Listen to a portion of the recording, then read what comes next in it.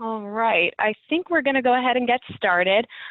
Thank you all for joining us for the Florida Literacy Virtual Conference. My name is Nicole. I'm the Education and Training Coordinator with the Florida Literacy Coalition. Before we begin, I just want to turn your attention to the bottom of your screen. You'll have a few controls there. The first thing you'll see is the chat icon. So that chat icon is for you guys to share resources, leave comments, and talk to each other. If you have any comments or technical questions, you can leave them there. I'll be monitoring the chat, so I can always answer you privately as well if you're having any kind of audio issue. Remember that you can change the view of the screen by going to the top of your screen and clicking View Options. So you can exit full screen mode that way. All right, so with that, I would like to pass it over to Jan Setsakorn, the Florida Literacy Coalition Board President. Jan? All right, am I there? Yep. All right, well, good morning. Welcome to the Florida Literacy Virtual Conference. It's a different conference this year, but I think you'll find the same relevant topics and knowledgeable presenters. First of all, I want to thank our sponsors, Florida Department of Education, Southwest Airlines, Florida Blue, Wells Fargo, Northwest Federal Credit Union, Public Supermarkets, and Dollar General Literacy Foundation. They helped to make this possible, and we are so grateful for their help. We're honored to hear today, first on our agenda, we're honored to hear from Henry Mack, who serves as the Chancellor for Career, Technical, and Adult Education at the Florida Department of Education. Prior to serving as Chancellor, he was the Associate Vice President for Workforce Education and Innovation at Broward College. He helped to oversee all of the college's career and technical education programs, its innovation and entrepreneurship hub, and a variety of other economic development related initiatives. Reflecting his diversity of interests, Chancellor Mack also taught undergraduate philosophy and religion at the University of Miami and at Florida International University. He studied philosophy and theology at the Catholic University of America in Washington, D.C. The Florida Department of Education is a very important partner and supporter of FLC and more broadly, adult education and literacy efforts throughout Florida. We're very pleased to have him join us this morning for our first virtual conference. Chancellor Mack. Thank you, Jan, for that introduction, and thank you everyone for the opportunity to address you, albeit virtually. Hopefully this time next year we can do this in person and we can have some more intimate and one-on-one interactions and conversations about the future of adult education, particularly the role that literacy plays in, again, elevating our adult education learners across the state of Florida. So again, thank you, Jan, and thank you to Greg Smith, Executive Director of the Florida Literacy Coalition, and to all of his staff on the exceptional work that you do to promote, to support, and to advocate quality literacy services throughout the state of Florida and across, frankly, the nation, in Florida's ability to serve, I think, in many respects, as an exemplar of best practices in our ability to, again, uplift lives and transform lives through adult education and literacy services and programs. Greg, I don't know you well, but we've had some conversations, and your reputation somewhat precedes you in your willingness to serve, frankly, rather unselfishly, to support literacy programs and adult learners across the state. And I know from my interactions so far with department staff in the field, on behalf of the Commissioner of Education, Richard Corcoran, and the Governor, Ron DeSantis, who have adult education and literacy on top of their mind, on behalf of them, I can convey our profound thanks for everything that you've done so far. I know FLC's reach is broad and efficacious. What you're doing is working, and the feedback has been phenomenal and great. So I just wanted to take a moment to recognize that, and recognize you, and recognize the staff, as well as all the participants and all of those passionate about adult education that are on the call today. So from the bottom of my heart, thank you very much. Very humbled to be with you. I want to do a few things this morning, and rather quickly go through some updates around our unified state plan for adult education and some things that we're still thinking through in appreciation of the partnership with the Institute for Adult Education, Professional Development for Adult Educators, IPDE, as well as ACE here in Tallahassee. Both June and Julie wanted to give my profound thanks to them too in helping the department think through its sort of vision for adult education over the next 4 to 5 years, and using the new WIOA Unified State Plan as a mechanism to sort of reflect on where we've been and I think where we need to go. So that's principally what I want to do this morning with you, is to take you through some top priorities and then to conclude with some insights around data points or key data points and our performance as a state so far. And then lastly, sort of what's next. So let me start with sort of outlining, I think, maybe our priorities for the upcoming year and the following 4 to 5 years thereafter. The first priority is the implementation of Florida's best standards in adult education. As many of you know, the State Board of Education this past February passed new frameworks, or rather standards. And so Florida's adult education frameworks will need to be aligned to the new Florida benchmarks for excellent student thinking to prepare adult education students to become college and career ready. And so we are committed and invested in making sure that our adult education students have access to the same quality standards and instruction as our K-12 students. And so after all, both sets of students are on an upward trajectory to post-secondary education, ideally, and in careers that are in demand both now and in the future. And so to that end, we're going to be studying our adult education, college, and career-ready standards to ensure optimal alignment to the best standards. And again, this is important in terms of meeting the governor's goal of becoming #1 in workforce education by 2030, both in view of, again, providing opportunities for upward economic and social mobility through all of our education programs, but simultaneously ensuring for rigor,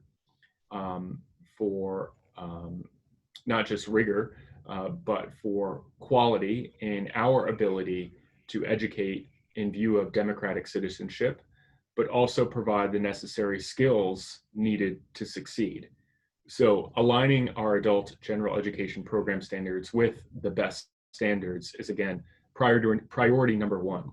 Ultimately, again, I guess my point is in view of getting us to #1 in workforce education by 2030, but doing it in a way that appreciates the value of what the best standards are conveying by way of forming character, educating for democratic citizenship, but also appreciating the necessary skill training that's required, or rather important, for all students to engage in if they are going to become career ready, which again is the ultimate aim, to become #1 in workforce education by 2030.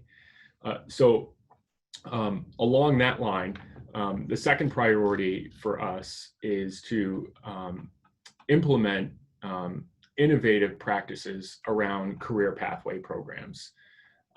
Because we know that, again, the ultimate aim is getting us to #1 in workforce education by 2030, we need to be disruptive and innovative around, I think, how we are implementing and building out career pathway strategies that aim to leverage education and workforce development and social support services to help our residents obtain the skills they need to find employment and advance in their careers.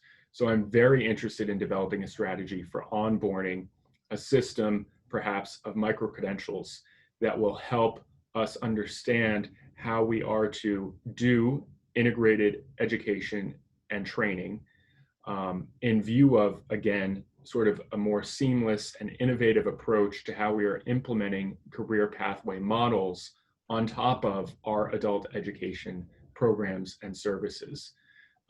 So that was a lot, but I'm very excited, I think, about trying to figure out how to develop innovative approaches to doing IET, assisting providers with the delivery by way of supporting them with micro-credentialing opportunities through an innovative approach, I think, to professional development in view of, again, embedding career pathways within our adult education programs so that we are hyper-focused, again, on getting students through in view of getting us to #1 in workforce education by 2030. Because that goal is not an arbitrary one or one without a measure. We know that post-secondary credential attainment is what we want. We also want industry certification attainment. That's also a viable opportunity. And we also can appreciate the value of apprenticeships. So how are apprenticeships embedded in this career pathway model as a priority, and as priority #2 sort of alludes to, is something very fascinating and I think interesting to think through, and how we're preparing students to do this kind of integrated and perhaps concurrent enrollment in certain in-demand clock hour or credit hour career classes in view of, again, getting us to #1 in workforce education by 2030. So priority #3, again, priority 1 is alignment to the best standards. Priority 2, implementing innovative approaches to career pathways within our adult education programs, sort of disrupting how we're doing integrated education and training and providing necessary resources and support to our providers, specifically our faculty. Priority #3, I'm trying to think through how to improve program performance.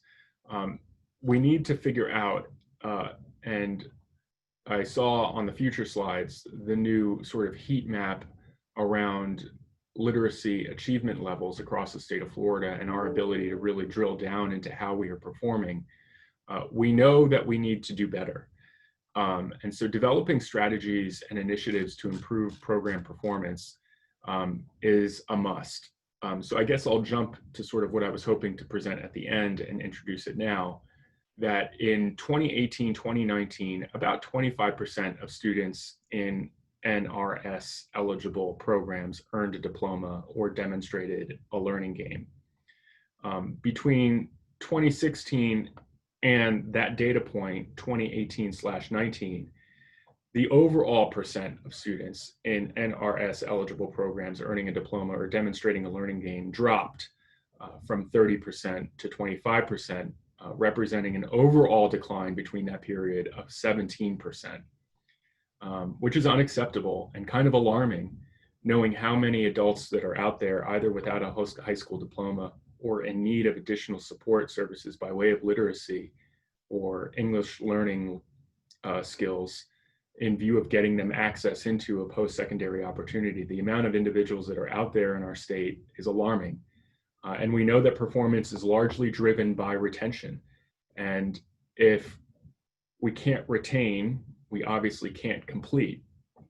So priority #3 here, again, I'm encouraging us to think very innovatively and strategically about what retention sort of treatments we are integrating within our programs so that students persist to completion.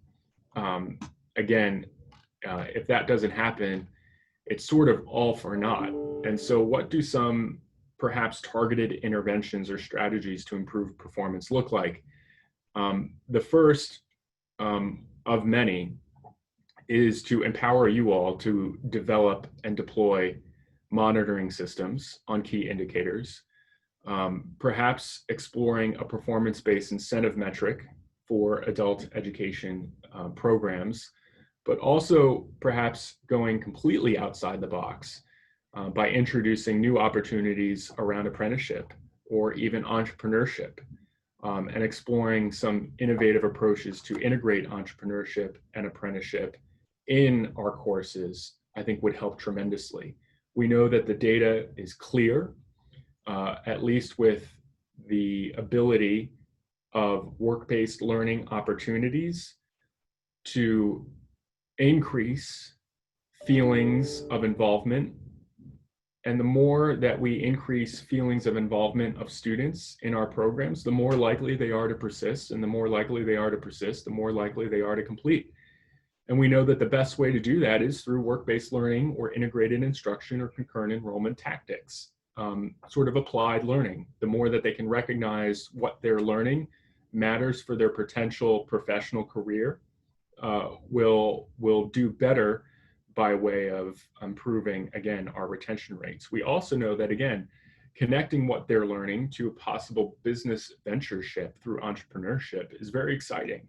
And some early longitudinal data out of the entrepreneurship world who are tracking students in post-secondary programs and adult ed programs see, again, the same sort of return on their investment if these interventions are done correctly. So I think watch out for some more awesome things that the state can do to provide support to everyone out there in order to do this. The fourth priority is to develop a comprehensive system for recruiting and training qualified instructional leaders, largely relying on our partners such as FLC, IPDA, and ACE in order to do that, sort of helping to build out capacity around professional development for all of our faculty and for all of our adult education providers. And the last priority is to improve access to programs to students in special populations and historically underrepresented and underserved minority groups. We know that there are about 900,000 children out there living in poverty, with about 1 million households living at or below the federal poverty level, with an additional 2.5 million households barely making ends meet, according to the United Way's ALICE report.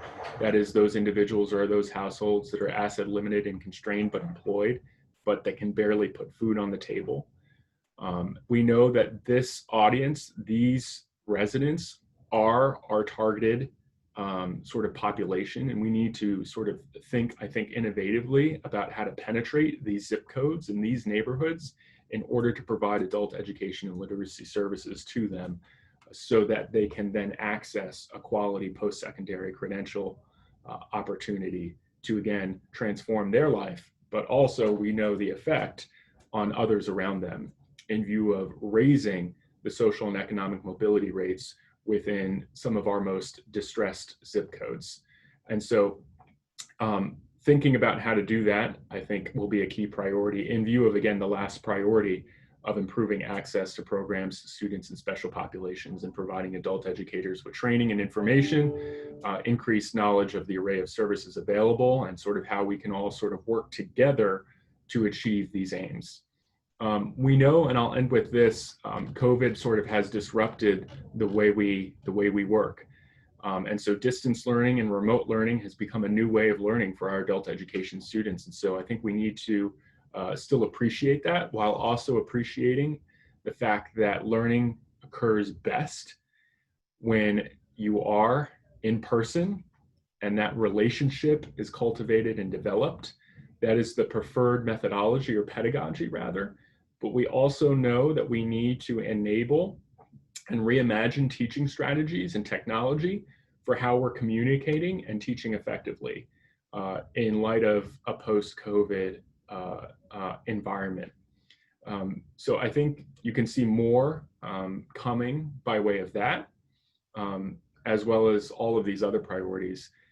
Greg and Nicole, I don't know if there's time to take some questions, but I'm happy to entertain any questions that anybody might have, either that has been entered into the chat box, or if there's a way to unmute the participants. But I'm very grateful again for everything that FLC has done, as well as everyone that's on the conference today. Thank you again from the bottom of my heart, but also on behalf of Commissioner Corcoran and Ron DeSantis, the governor, for all that you do. We know that adult education, again, is a key aspect of getting us to where we need to be by 2030. And it's nice to, again, not just hear that from leadership here in Tallahassee, but also feel it by way of support and increased funds for what you all are doing. So with that, Nicole, I don't know if you want to moderate any questions, or how would you like to proceed? Sure, we have a few questions here. I can just ask them out loud, and you can answer them to the group. So one question is, if we focus on a segment of the population that wants to be career and college ready, aren't we leaving behind others? So forgive me if I implied that we were only going to focus on one segment of the population of Florida. That's not the case.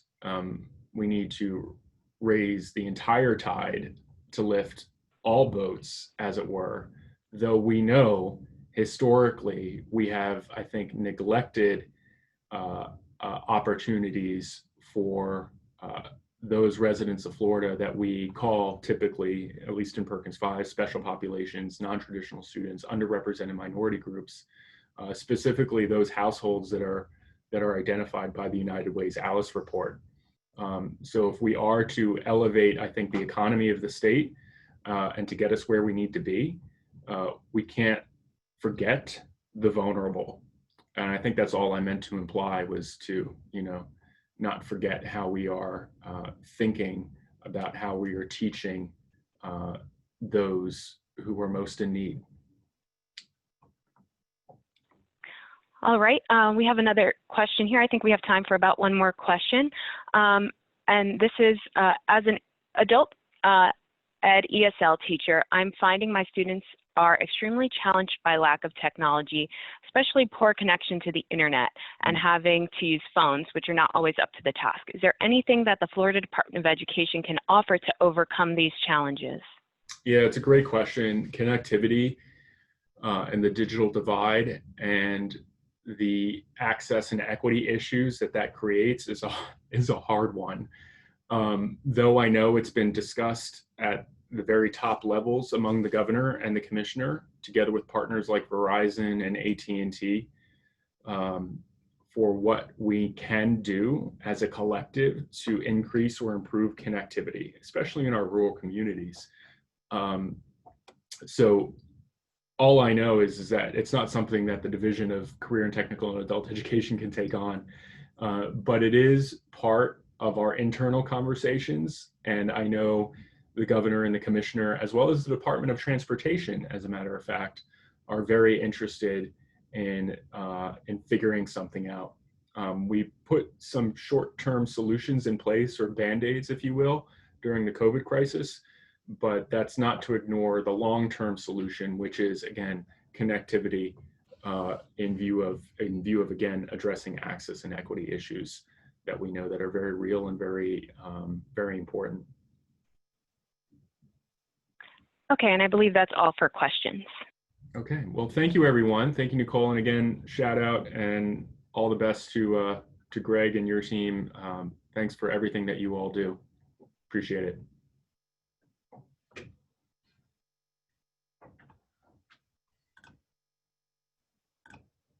Thank you, Chancellor Mack. We appreciate you being with us. It's so nice to hear from you what your goals are. Update us on things from the DOE, and mostly assure us of DOE's continued support of what we are doing. And I do apologize for sharing the screen with you when I didn't quite get my video turned off. So it wouldn't be a true Florida Literacy Conference without hearing from our adult learners. Being virtual will not change that. Thanks to the efforts of FLC staffers, we have 3 virtual readers with us. Their stories, along with others, can be found in the student essay book, The Path Taken. Here for you are Stephen Clay Walls, Carol Walker, and Ganesha Narahara Gao.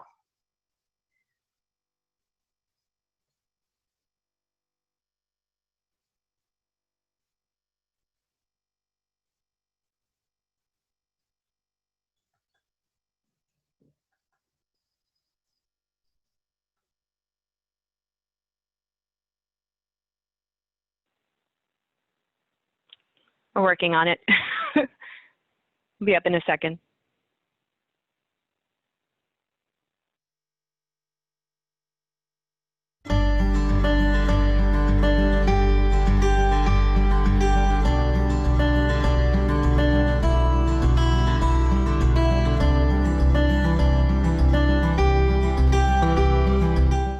Hi, my name is Stephen Clay Walls. I'm from Pensacola, Florida at Pensacola State College, Miss Linda Lindausis class.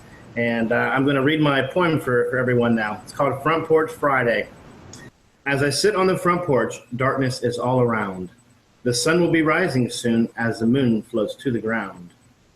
The sounds of Mother Nature's night comes quickly to an end, as so a new day begins.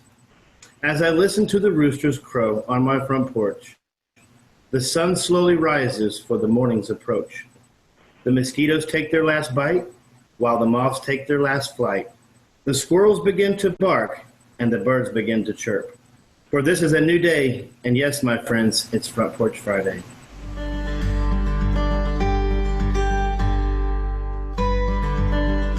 First, I would like to say thank you so much for selecting my poem again. I'm happy to participate today. Also, I would like to mention that I published my first book, Heart, last year through Amazon. And I finished a second book that is a children's book that will be released at the end of the year or at the beginning of next year. Well, thank you so much for everything again. And I will read my poem. The name is I Dream. I dream of love. I dream of compassion. I dream of beauty. I dream of destiny. A dream of eternity, a dream with my heart well opened, a dream of light surrounding me, with velvet colors falling from the sky, running free with the light.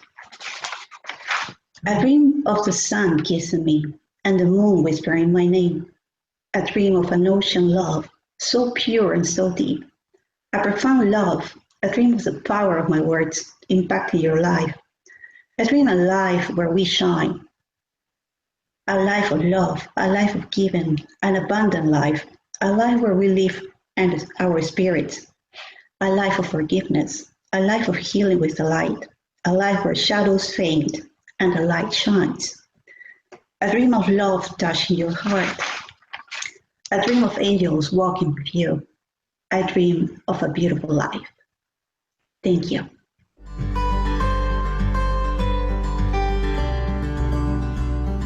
Thanks to all the library staff who helped me here, and also my teacher, Miss Laura, and the Florida Legislative Coalition. I am a priest in a Hindu temple here.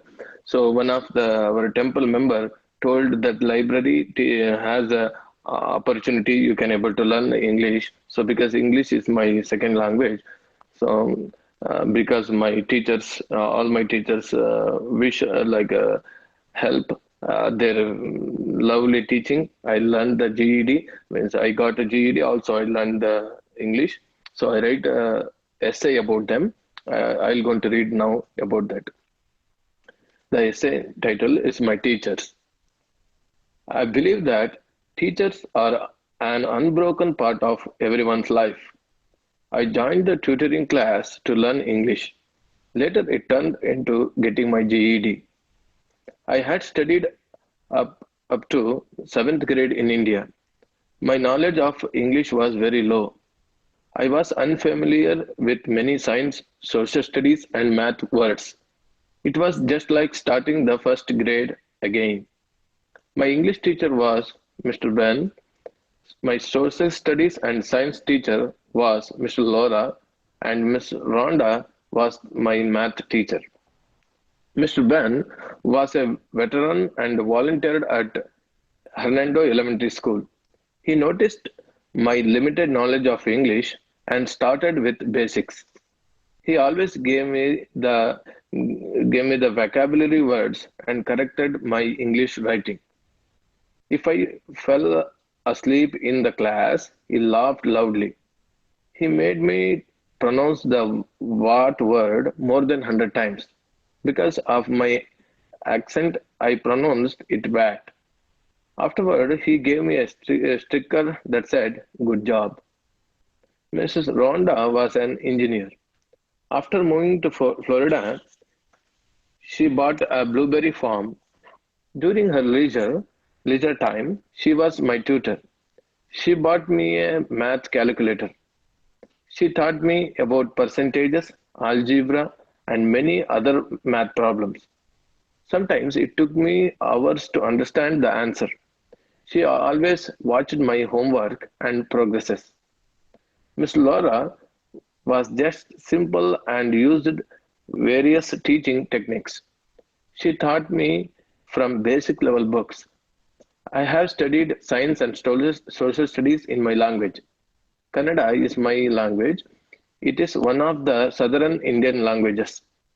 Writing an essay was difficult for me, but because of her guidance, it became easy.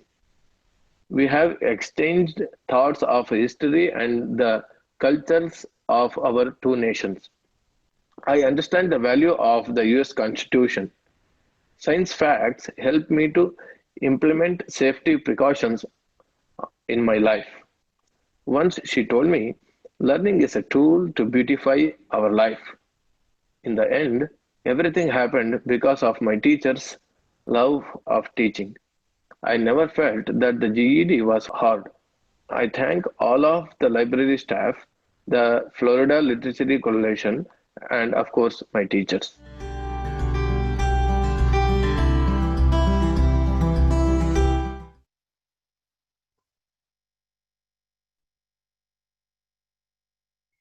Thank you, Stephen, Carol, and Ganesha, along with your teachers and tutors. You give meaning to the work we do every day. For you virtual participants, you may download the path taken from the conference portal. You can enter to win one of 40 hard copies to be given away. And I know these books are always in demand, so it's the path taken this year.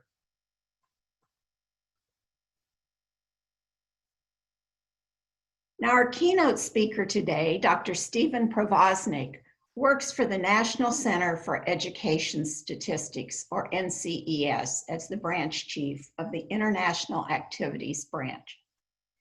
NCES is the part of the United States Department of Education's Institute of Education Sciences. They collect, analyze, and publish statistics on education in the U.S. Previously, Dr. Provasnik worked as the U.S. National Research Coordinator for TIMSS 2015. He has also previously served as the U.S. National Research Coordinator for the Progress in Reading Literacy Study and was one of the U.S. coordinators for the PIAAC study. PIAAC is very important to the field of adult literacy, and it's what he will be talking about today. We're very pleased to have him with us. And before I turn things over to him, he has a brief video introduction. So here's Dr. Provasnik.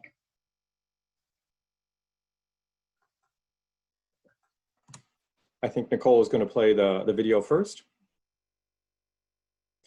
which is just a little promotional video that we've. 1 in 3 adults in this country lacks basic math skills. Around 1 in 5 lacks basic literacy skills.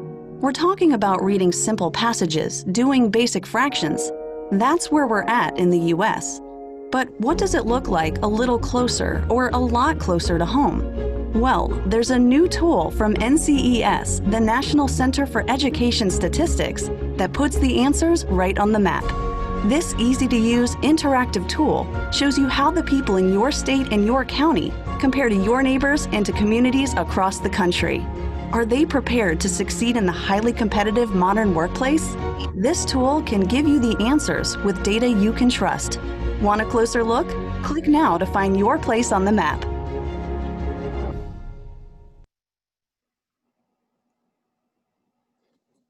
Thank you very much for playing that. I'm going to try and see if I can get technology to work here for me and share my screen with the PowerPoint that I have. And I realize time is short. If someone could confirm if they can see the PowerPoint, if indeed it is in full screen. And can people hear me also? Yes. Okay, that's a great I can start. see and hear. Excellent. Okay, so with that, I'm going to try and take it away and watch our time. Thank you for the introduction, Jan, and thank you so much to the Florida Literacy group for inviting me to be able to present about the work that we've done that we hope is informing and helping the work in all the different states across the country. I'm going to just kind of dive in here and tell you a bit about the tool, and then I'm happy to answer any questions that anyone has, whether about the tool, about PIAAC, or anything else that's related. First, I just want to go through, give you some information about the skills map, which is the name that we're giving to this tool, explain how maybe it can inform your work, where you can find more information about it, and then give you a quick peek at what's next for PIAAC. What is the skills map? NCS, the National Center for Education Statistics where I work, has produced this heat map, which is basically an online interactive way for people to get to these data, which are, we believe, the most comprehensive data available on literacy and numeracy skills. And this is the first time that we've ever been able to produce numeracy skills for all the states, and indeed also the District of Columbia and all the counties in the United States. This is for adults ages 16 to 74. I'm going to just turn off my video here so that, well, I guess I leave it because it's blocking a bit of my screen. Maybe I can reduce there. Okay, so I can see the screen that's on here. Where do these data come from? These data basically are estimates, and it's important to remember that the estimates here are based on a model, on a statistical technique called small area estimation. Essentially, we've produced this model from two data sets: the Program for the International Assessment of Adult Competencies, which is PIAAC, and also the American Community Survey, which I will refer to as ACS.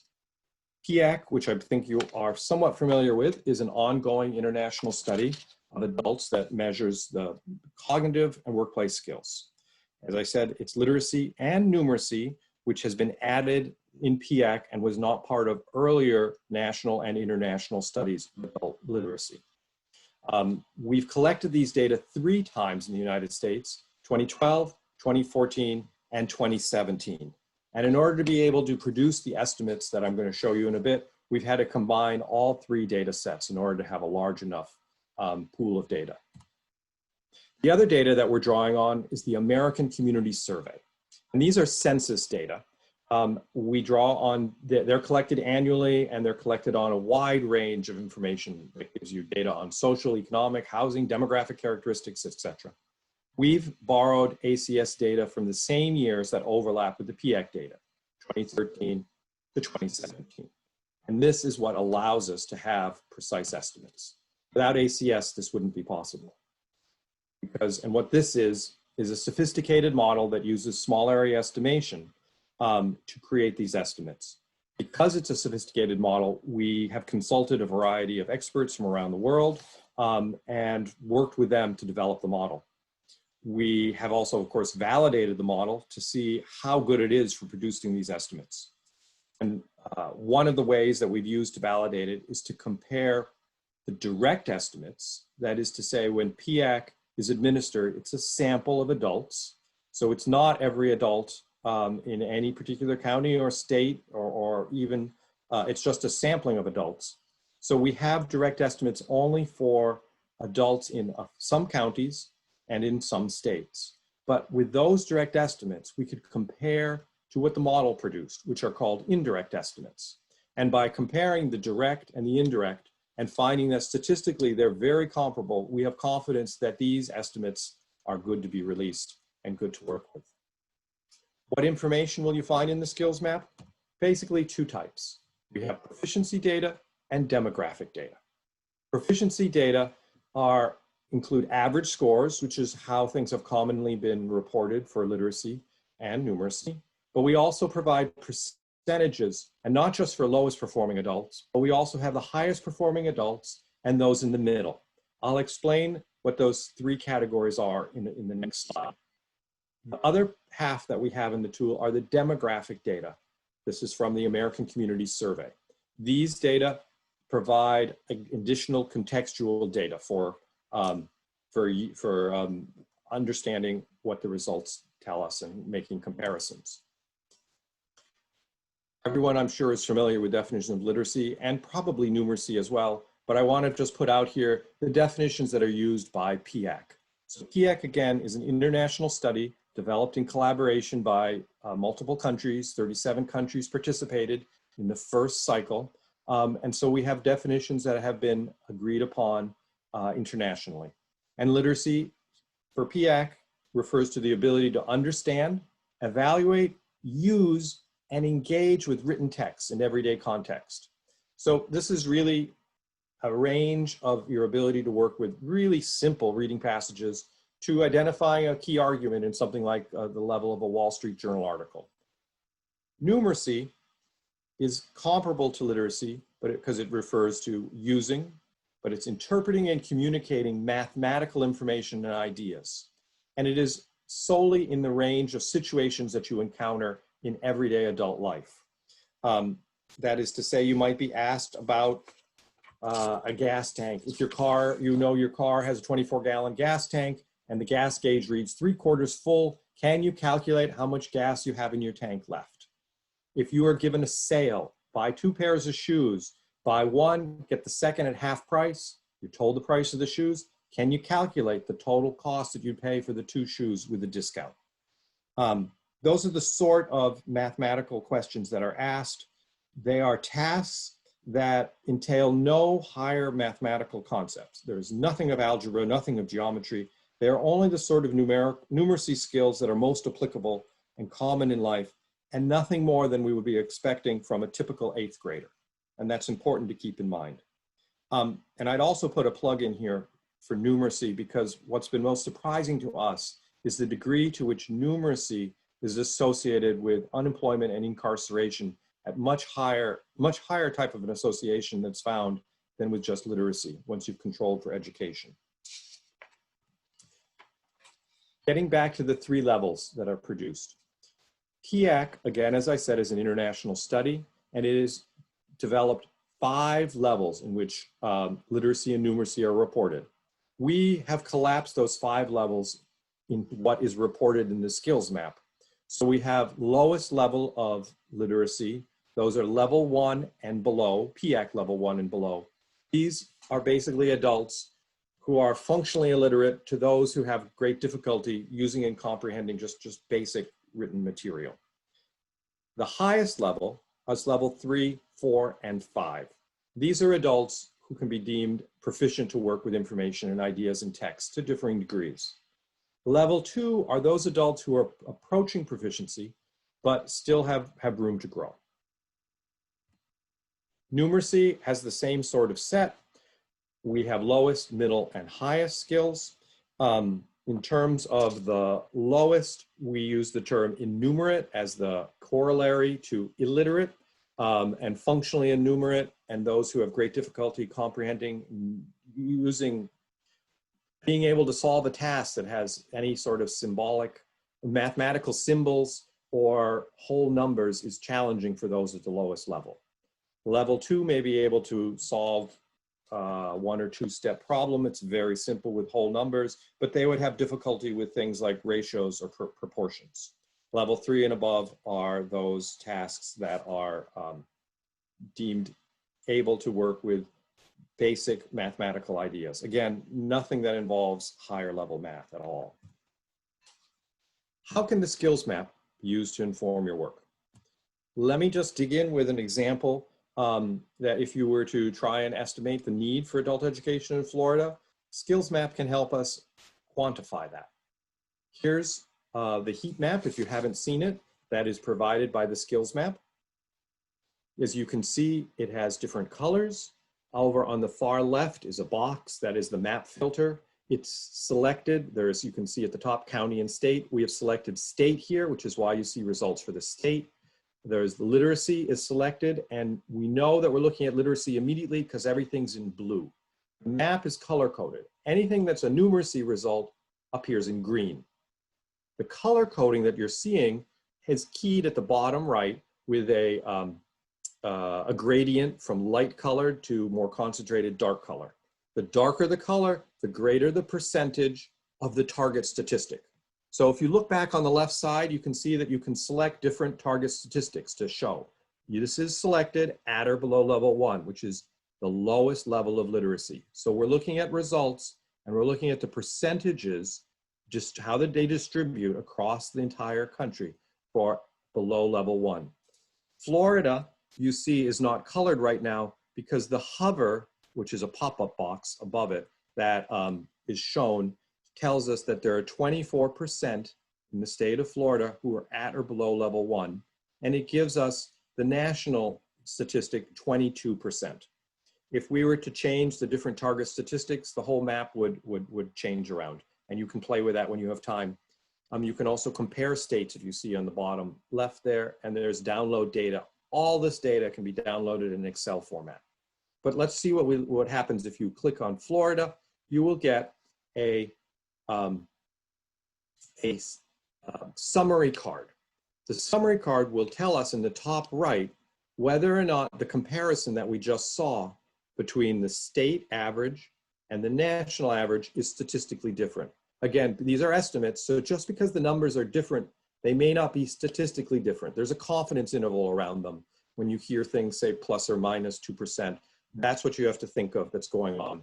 There are two arrows at the top of the summary chart here, which are pointing down, which tell us that Florida is below the national average. Blue for literacy, the green for numeracy. The green arrow you see is solid, which tells us we have greater confidence in those estimates than we do for the literacy. The literacy estimates, we believe, are below, but depending on the statistical test you apply, the strength of that test is not as confident, doesn't give us as much confidence as the one for numeracy, because the standard errors are closer and the confidence intervals begin to overlap.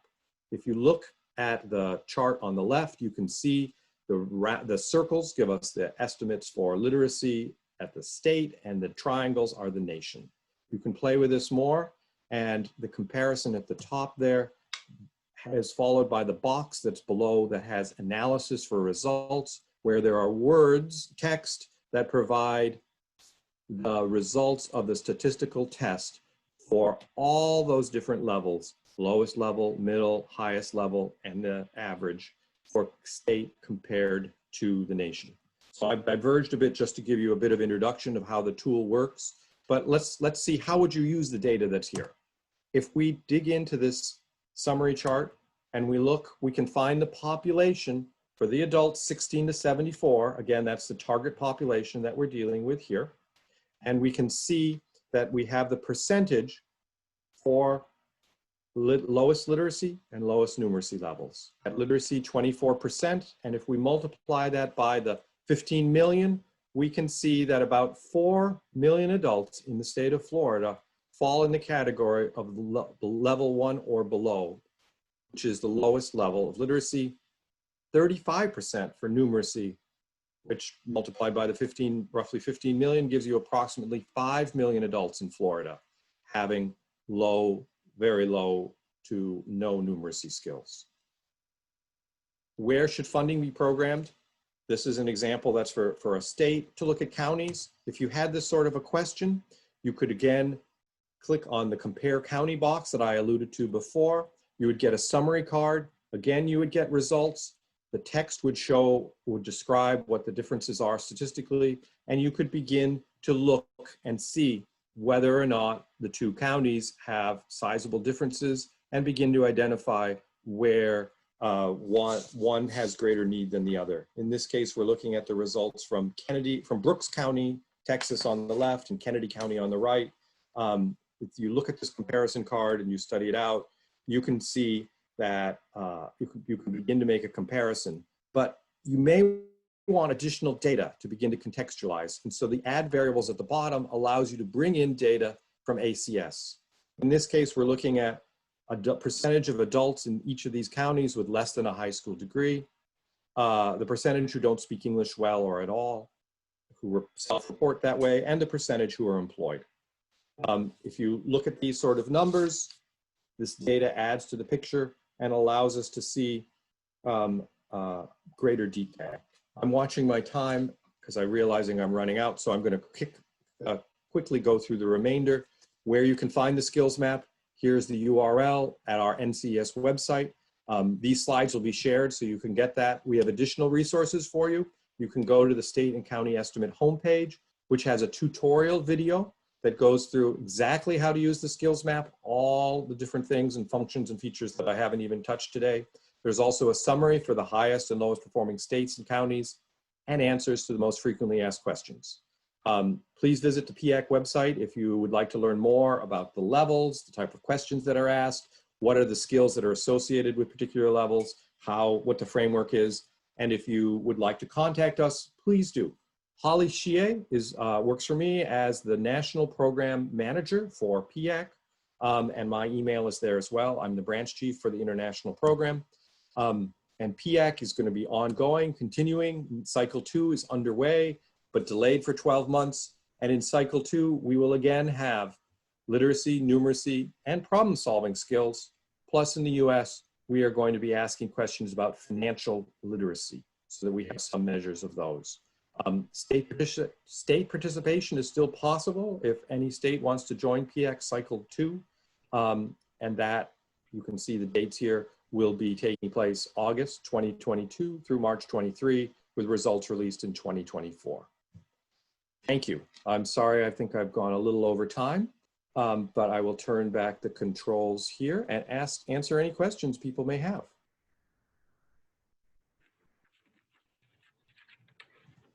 Perhaps we have time for just one question. Nicole, do we have any questions?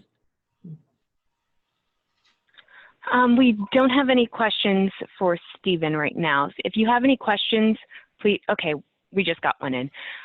Can the scoring that the PIAAC used be correlated to NRS levels? Can you define NRS? Are those the national levels? National reporting standard, yeah. Right, okay, so OCTE, the part of the Department of Education, is developing some sort of a crosswalk between the two. I just wanted to make sure I was dealing with the right NRS, since acronyms sometimes are the same. And they are working on that. That's why at this point, I think the recommendation is to just look at the actual skills that come with the levels, and you can see how they compare. But I believe they're formally put something together. Okay, well, thank you very much, Dr. Provasnik. We really appreciate it. Thank you for your time. I'm sorry to have gone so fast. There are so many details here, and as a former literacy volunteer myself, I really appreciate the work that's all being done out there, and good luck, everyone. More power to you. Oh, great, thank you very much. We've been waiting a long time for this data at the local level, and it's great to see it, and the skills map is fantastic, especially with the addition of numeracy skills for this round. So hope that you all will be able to take advantage of this. It's really important to be able to make the case and share in the community the extent of the problem that we're working on. And I just wanted to point out or mention that FLC on our website, we certainly have a link to the heat map, but we also have developed a few additional tables that are Florida specific so that you can compare data among all the counties in Florida. My name is Greg Smith. I'm Executive Director of the Florida Literacy Coalition, and I also want to welcome you to our first ever virtual conference today. I do hope that this will be a good experience for you. It's a big experiment for us. At this point, I just wanted to bring on somebody who's very special to the coalition from Florida Blue. Now, Florida Blue has been a tremendous supporter of literacy and health literacy efforts in Florida for over a decade. The statewide health literacy program that they support has been recognized as a national model for integrating health education into adult education. And more importantly, it's reached many thousands of students across the state. It's my pleasure to introduce Heidi Curtis, who is the Senior Manager for Corporate Responsibility at Florida Blue. And I'm proud to say also a member of the Florida Literacy Coalition Board of Directors. So, Heidi. Thank you, Greg. and good morning, everyone. I'm so pleased to be here virtually with all of you today. At Florida Blue, our mission is to help people and communities achieve better health, and it's our vision to be a leading innovator enabling healthy communities, and we have a deep commitment to give back to the communities that we serve in Florida. Since 2009, Florida Blue, in partnership with the Florida Literacy Coalition, has dispersed over $1.3 million in mini grants to organizations across the state, from the Panhandle to the Florida Keys. And these targeted grants promote health literacy by providing health education resources for local adult English for speakers of other languages and family literacy programs, so that the students in these programs can make informed choices about their health and nutrition. Through health-related projects that the grantees coordinate, program participants are learning about healthy eating, the importance of exercise, and how to deal with health issues that they may have, as well as the importance of going to the doctor and getting regular health checkups. I would like to thank our past and current grantees for all of you that your organizations are doing to promote health literacy in the state of Florida. And once again, Florida Blue and the Florida Blue Foundation are proud to partner with the Florida Literacy Coalition and continue our support of the Health Literacy Grant Initiative. So please see all the list of winners on the screen. If we were in person, I would ask representatives to stand, but since we're not, you can stand in your own living room, please, if you'd like to. But congratulations to all of these organizations, and we look forward to seeing the results and the impact that your programs make in Florida. Thank you very much. Thank you, Heidi. We really appreciate that. And I wanted to say some thank yous as well. We have quite a few folks who have helped to make our conferences possible over the years, and we have a conference planning committee that was very engaged when we were going to be doing our in-person conference, especially, and helping us to plan that. And a lot of the work that was done for that before we had to postpone it in April will be able to be carried over for our conference next year. And so I wanted to just thank all the members of our conference planning committee who were so instrumental in that effort. Sandy Newell was one of our conference planning committee members, and I'm sure many of you have heard who know her that unfortunately Sandy passed away in late February. And for over 4 decades, Sandy was a true champion for adult literacy in Florida, and she did so much to promote and build community and library-based literacy programs during her 28 years of service, working through the Florida State Library. She really had a huge heart for literacy in adult learners and will be greatly missed. We also had several folks who served on our adult learner committee. As many of you probably know, we do have a tradition of having Adult Learner Day as part of our conference experience. We weren't able to do that this year virtually, but we're looking forward to doing that again next year.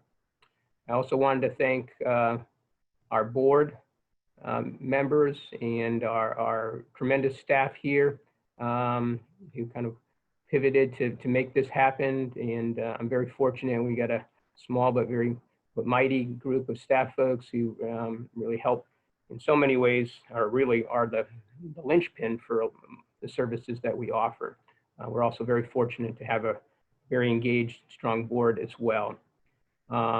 With that, I just wanted to provide just a few wrap-up items. So hopefully you've all visited our conference portal. And just wanted to give a shout out to Isa Hernandez for designing that. She did a phenomenal job, and Nicole Caban for pretty much all the other coordination that made this conference happen. The portal itself is fairly user-friendly, we think, but just by way of sharing a little bit of information, if you go under each of the portal items, yeah, here we go. So the schedule here is laid out for each day. If you click on any one of the session titles, you will see a brief description of the session, and you can join the session. Now, we did ask folks to pre-register for each of the sessions. However, that is not required. If you didn't get a chance to do that, that will not be required to attend and join the session. Each of the sessions will be recorded so that all the folks who are participating in the conference will be able to go back at a later date and watch those videos. And we also will have materials from each of the sessions, at least the PowerPoint presentation, and in some cases supporting materials that are provided by the presenters. We really appreciate the presenters for stepping up and making this possible. I think there's a good cross-section of high quality sessions here. I mean, we'll let you be the judge of that, but we do think that it offers something for everyone, a little bit of something for everyone. I also wanted to mention that we do have a silent auction that is fundraiser for FLC. So we do hope that you'll participate in that. We have some great items that are part of that or that are offered through the auction. And it's pretty user-friendly interface that we have here with bidding all. So go in there and make your bid, and that auction will close out at 4 p.m. Tomorrow afternoon. We also have some discussion forums. Now, one of the certainly trade-offs in terms of doing this virtually, we don't have the tremendous opportunity to network and talk the way that we would at our regular conference, but we're trying to at least make up for that in a small way, and certainly encourage all of you to contribute to the discussion forums here. You can also chat, on each of the sessions in the chat feature, but this is a way to have some discussions outside of the individual sessions. And so make a contribution. If you'd be interested in starting a thread yourself, go ahead and do that. With regard to the essay book, as Jan mentioned, we do have a drawing for the essay book. So on the front page there, if we can go back to that, you can go ahead and submit your, if you're interested in having a hard copy of the book, go ahead and enter to win one of 40 hard copies that we'll be making available. Of course, we make the book available to all the authors and programs, participating programs as well. And last but certainly not least, we really do need your feedback in terms of evaluations. At the completion of each of the sessions, you will be prompted to fill out an evaluation for that particular session. And then we would also ask you at the end of the conference to go into this section here and do an overall conference evaluation. Your feedback is really important, and we very much appreciate your insights into how things went, for good or for bad. And if you can please complete that at some point over the next couple of days, actually tomorrow afternoon sometime, we'd really appreciate that. So with that, I think we're going to go ahead and adjourn this session. I hope you all enjoy the conference and have a good afternoon. Thanks a lot.